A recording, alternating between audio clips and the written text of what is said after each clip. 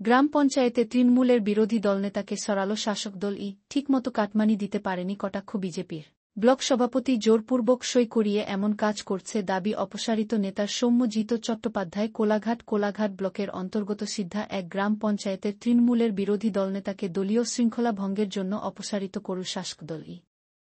এতদিন ধরে ওই পদে স্থলাভিষিক্ত ছিলেন শেখ রফিকুল ইসলাম। বিরোধীদের দাবি গোষ্ঠীদ্বন্দ্বের জেরেই এই সমস্যা। উঠল প্রশ্ন। প্রসঙ্গত, পূর্ব মেদিনীপুরের কোলাঘাট ব্লকের অন্তর্গত সিদ্ধা এক গ্রাম পঞ্চায়েতের তৃণমূলের বিরোধী দলনেতা শেখ রফিকুল ইসলামকে পদ থেকে সরানোর নির্দেশ দেয় তৃণমূল কংগ্রেসেই। সিদ্ধ এক গ্রাম পঞ্চায়েতে ২-৩ সালের জয়ের সমীকরণ হল। মোট আসন সংখ্যা ১৭টি, বিজেপি ৭, নির্দল ১, সিপিএম ১টি আসন মিলে জোট করে পঞ্চায়েত দখল নেয়। এর মধ্যে তৃণমূল ৮টি আসন নিয়ে বিরোধী আসনে, আর জোটের প্রধান নির্বাচিত হয় নির্দল থেকে এবং উপপ্রধান হন সিপিএমের। আর বিরোধী দলনেতা হিসেবে তৃণমূলের পক্ষ থেকে শেখ রফিকুল ইসলামকে মনোনীত করা হয়। ঠিকঠাকভাবেই চলছিল এতদিন। গত কয়েকদিন আগে বিরোধী দলনেতার কাছে কোলাঘাট বিডিও পক্ষ থেকে চিঠি যায় তাকে অপসারণ নিয়ে। তবে তার পরিবর্তে নতুন কে বিরোধী দলনেতা হবে তা সিদ্ধান্ত না হলেও প্রাথমিকভাবে গোলাম আলী খানের নাম উঠে এসেছে। তবে রফিকুলকে সরানোর কারণ হিসেবে তৃণমূল মুখে কুলুপ এঁটেছে। রফিকুল বাবুর অভিযোগ, এলাকায় নোংরা রাজনীতি চলছে। কোলাঘাট ব্লকের তৃণমূল কংগ্রেসের সভাপতি সুমিত্রা পাত্র জোর করে সদস্যদের সই করে এমন কাজ করছে। তবে এই নিয়ে সুমিত্রা পাত্রের সাফাই, এই বিষয়ে আমি কিছু জানি না, বাকি পঞ্চায়েত সদস্যরা এইটি বলতে পারবে। সিদ্ধা এক গ্রাম পঞ্চায়েত প্রধান জানান, এটি দলীয় অন্তর্দ্বন্দ্বেরই প্রকাশ। তবে এই নিয়ে খোঁটা দিতে ছাড়েননি বিজেপির দাবি, ঠিকমতো কাটমানি দিতে না পারায় সরিয়ে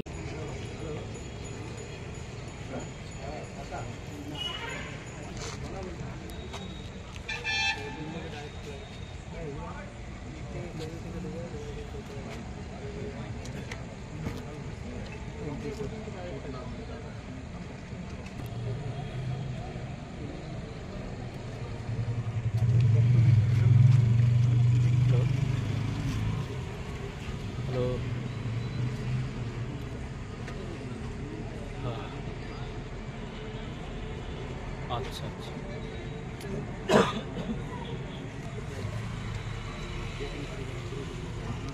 এটা কি এসেছিল?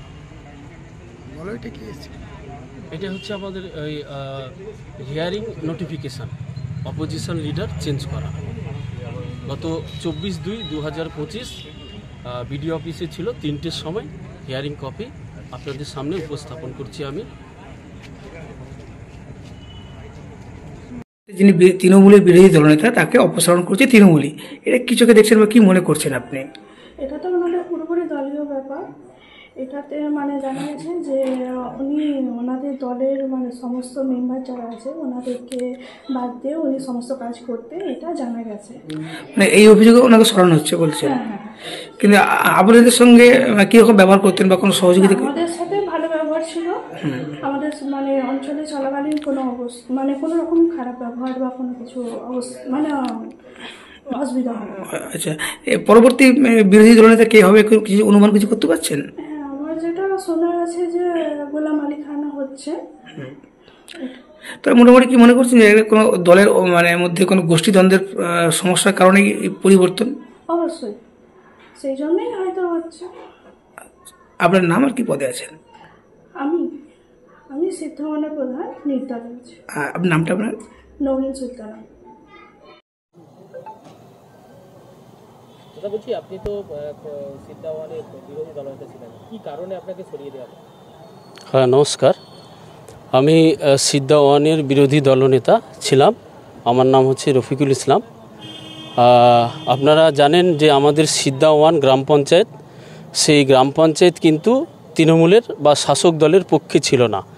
সেখানে বিজেপি এবং একটি সিপিএম আর একটি নির্দল সমর্থিত বোর্ড গঠন করেছিল।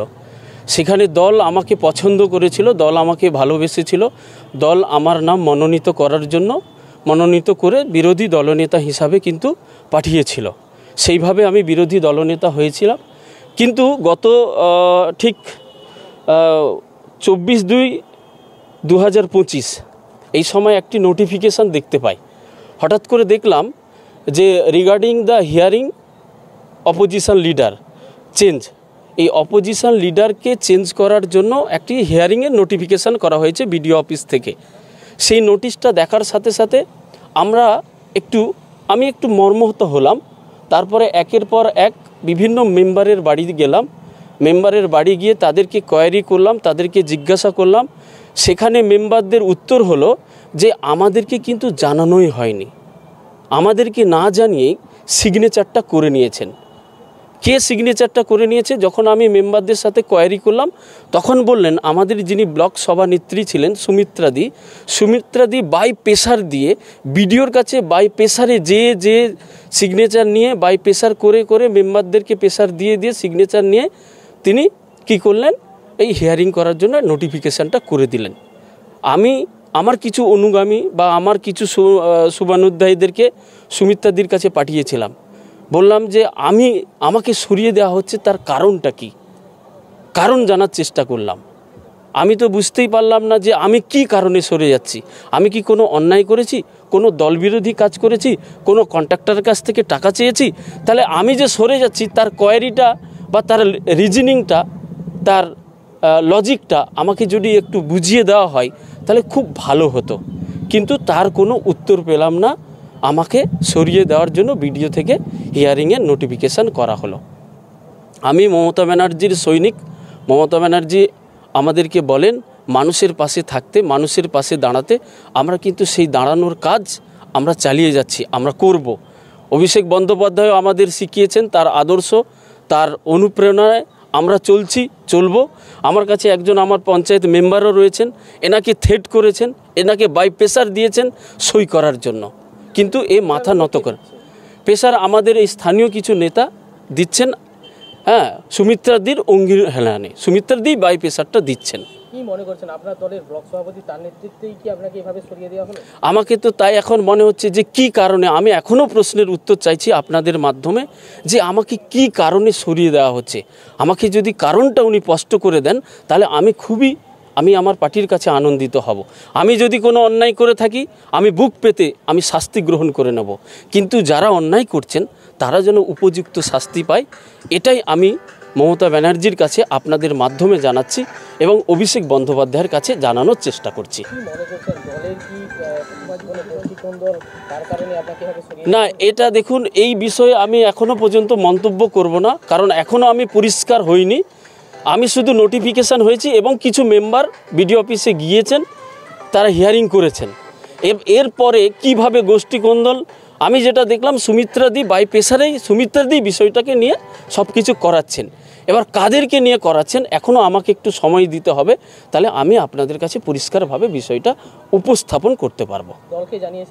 আমি দলকে জানিয়েছি। আমি প্রথমত আমাদের যিনি অবজারভার ছিলেন রাজীব বন্দ্যোপাধ্যায়কে বাই ফোনে জানিয়েছি।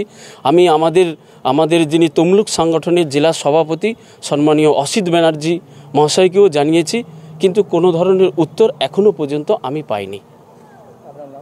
আমার নাম শেখ রফিকুল ইসলাম, দক্ষিণ জিয়াদা গ্রাম পঞ্চায়েতের সদস্য।